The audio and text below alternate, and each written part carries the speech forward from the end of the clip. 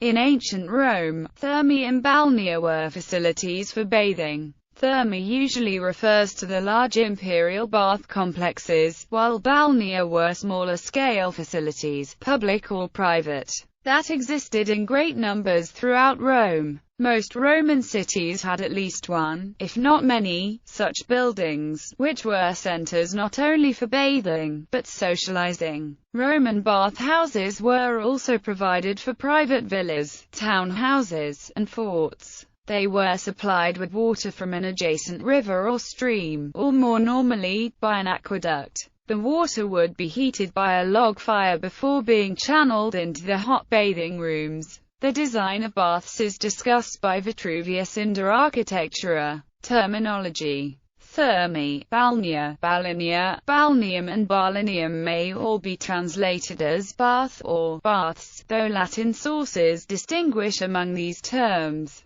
Balneum or balineum, derived from the Greek beta alpha lambda alpha nu epsilon omicron nu, signifies, in its primary sense, a bath or bathing vessel, such as most persons of any consequence amongst the Romans possessed in their own houses, and hence the chamber which contained the bath, which is also the proper translation of the word balnearium. The diminutive balneolum is adopted by Seneca to designate the bathroom of Scipio, in the villa at Liternum, and is expressly used to characterize the modesty of republican manners as compared with the luxury of his own times. But where the baths of private individuals became more sumptuous, and comprised many rooms, instead of the one small chamber described by Seneca, the plural balnea or balinea was adopted, which still, in correct language, had reference only to the baths of private persons. Thus Cicero terms the baths at the villa of his brother Quintus balneara.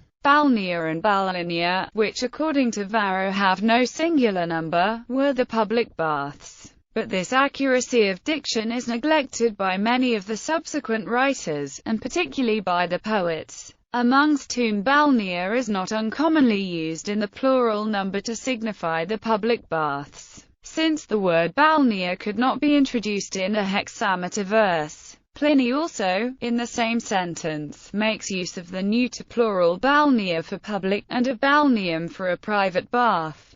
Thermae meant properly warm springs, or baths of warm water, but came to be applied to those magnificent edifices which grew up under the empire, in place of the simple balnea of the Republic, and which comprised within their range of buildings all the appurtenances belonging to the Greek gymnasia, as well as a regular establishment appropriated for bathing. Writers, however, use these terms without distinction. Thus the baths erected by Claudius of Truscus, the freedman of the Emperor Claudius, are styled by Statius balnea, and by Martial Etrusia thermally. In an epigram by Martial, Subis balneum thermus, the terms are not applied to the whole building, but to two different chambers in the same edifice. Building layout. A public bath was built around three principal rooms: the caldarium, the tepidarium and the frigidarium. Some thermae also featured steam baths: the sudatorium, a moist steam bath, and the laconicum, a dry steam bath much like a modern sauna. By way of illustration, this article will describe the layout of Pompey's old baths adjoining the Forum, which are among some of the best preserved Roman baths. The references are to the floor plan pictured to the right. The whole building comprises a double set of baths, one for men and the other for women. It has 6 different entrances from the street, one of which gives admission to the smaller women's set only. 5 other entrances lead to the men's department, of which 2 communicate directly with the furnaces, and the other 3 with the bathing apartments. Atrium passing through the principal entrance A, which is removed from the street by a narrow footway surrounding the building, and after descending 3 steps, the bather finds a small chamber on his left which contained a water closet, and proceeds into a covered portico, which ran round 3 sides of an open court. These together formed the vestibule of the baths, in which the servants waited. Use of the atrium. This atrium was the exercise ground for the young men, or perhaps served as a promenade for visitors to the baths. Within this court the keeper of the baths, who exacted the quadrans paid by each visitor, was also stationed. The room F, which runs back from the portico, might have been appropriated to him, but most probably it was an OECU's or exedra, for the convenience of the better classes while awaiting the return of their acquaintances from the interior. In this court, advertisements for the theatre, or other announcements of general interest, were posted up, one of which, announcing a gladiatorial show, still remains. At the sides of the entrance were seats, Appetitorium and Frigidarium. A passage leads into the Appetitorium, a room for undressing in which all visitors must have met before entering the baths proper. Here, the bathers removed their clothing, which was taken in charge by slaves known as capsrii, notorious in ancient times for their dishonesty. The Appetitorium was a spacious chamber, with stone seats along two sides of the wall. Holes are still visible on the walls, and probably mark the places where the pegs for the bathers' clothes were set. The chamber was lighted by a glass window, and had 6 doors. One of these led to the Tepidarium and another to the Frigidarium, with its cold plunge bath. The bath in this chamber is of white marble, approached by 2 marble steps. The 1898 edition of Harper's Dictionary of Classical Antiquities provided illustrations envisioning the rooms of the old baths at Pompeii. Appetitorium, Frigidarium, Tepidarium. Tepidarium. From the Frigidarium, the bather who wished to go through the warm bath and sweating process entered the Tepidarium. It did not contain water either at Pompeii or at the baths of Hippias, but was merely heated with warm air of an agreeable temperature. In the baths at Pompeii this chamber also served as an Appetitorium for those who took the warm bath.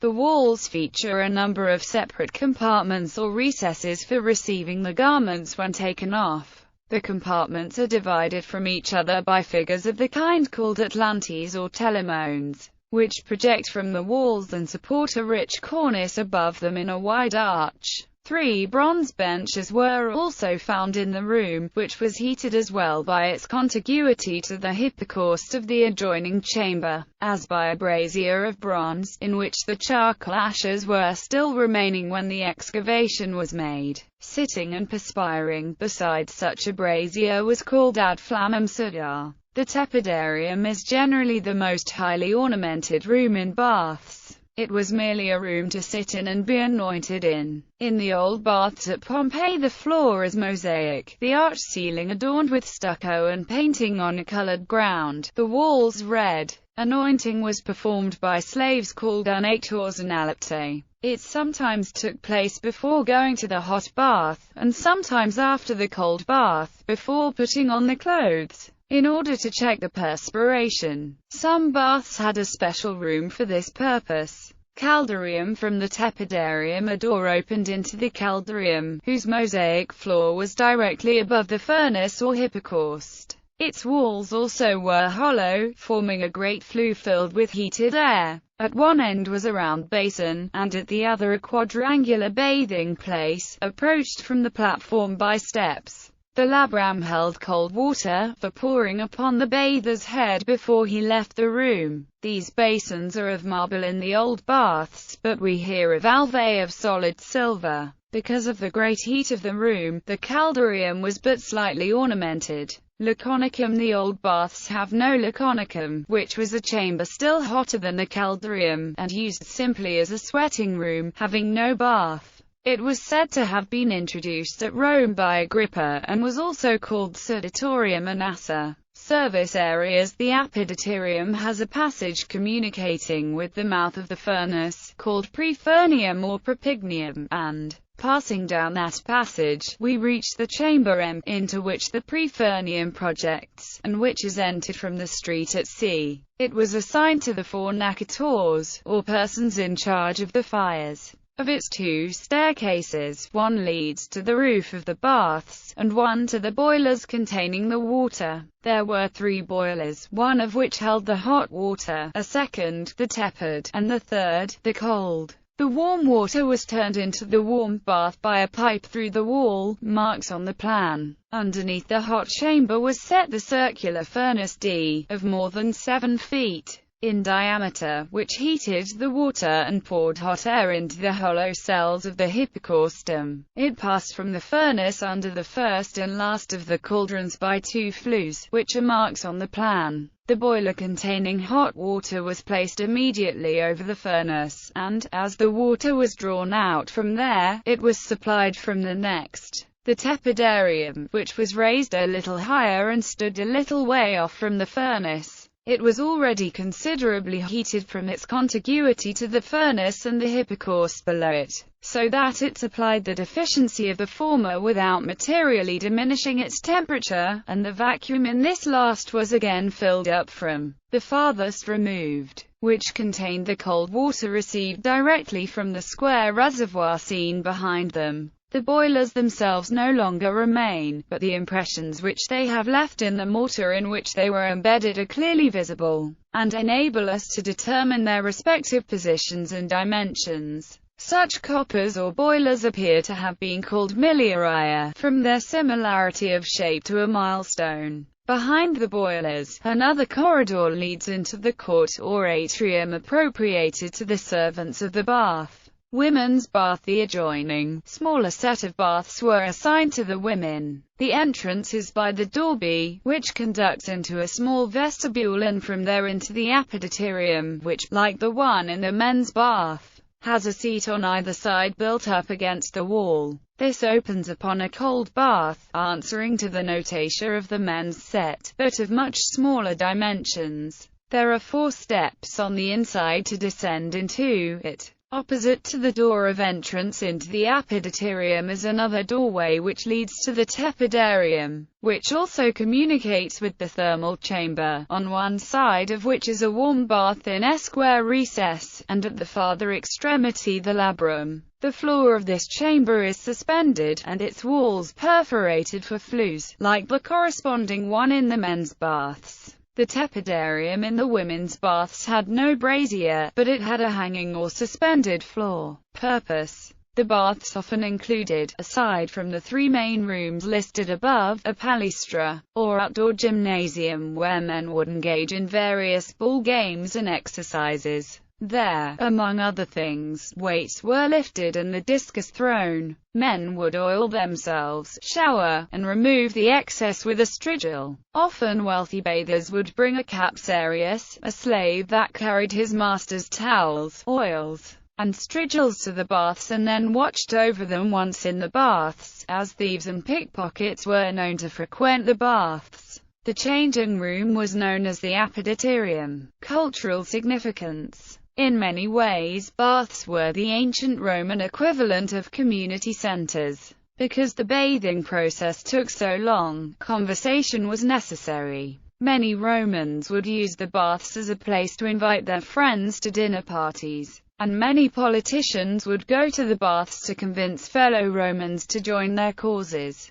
The Thermae had many attributes in addition to the baths. There were libraries, rooms for poetry readings, and places to buy and eat food. The modern equivalent would be a combination of a library, art gallery, mall, restaurant, gym, and spa. One important function of the baths in Roman society was their role as what we would consider a branch library today. Many in the general public did not have access to the grand libraries in Rome, and so as a cultural institution the baths served as an important resource where the more common citizen could enjoy the luxury of books. The baths of Trajan, of Caracalla, and Diocletian all contained rooms determined to be libraries. They have been identified through the architecture of the baths themselves. There is little documentation from the writers of the time that there did exist definitive public libraries maintained in the baths, but records have been found that indicated a slave from the imperial household was labeled maintenance man of the Greek library of the baths. However, this may only indicate that the same slave held 2 positions in succession: maintenance man of the baths and employee in the Greek library.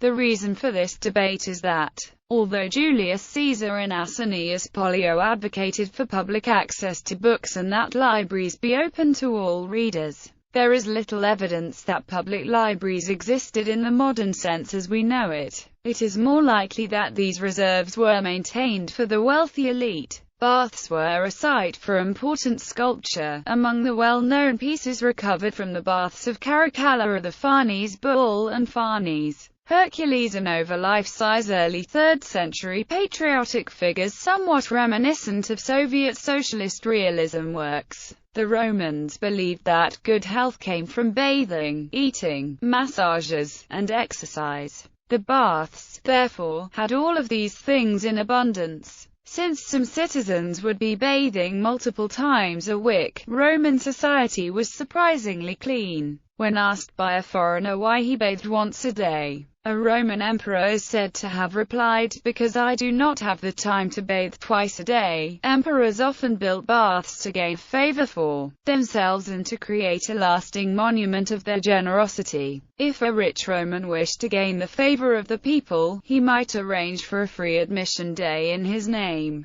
For example, a senator hoping to become a tribune might pay all admission fees at a particular bath on his birthday to become well known to the people of the area. Location. Baths sprang up all over the empire. Where natural hot springs existed, thermae were built around them. Alternatively, a system of hypocausta were utilized to heat the piped water from a furnace. Remains of Roman public baths. A number of Roman public baths survive, either as ruins or in varying degrees of conservation. Among the more notable are the Roman baths of Bath and the Ravenglass Roman bath house in England, as well as the baths of Caracalla, of Diocletian, of Titus, of Trajan in Rome, and the baths of Sophia, Serdica and Varna. Probably the most complete of various public and private baths in Pompeii and nearby sites.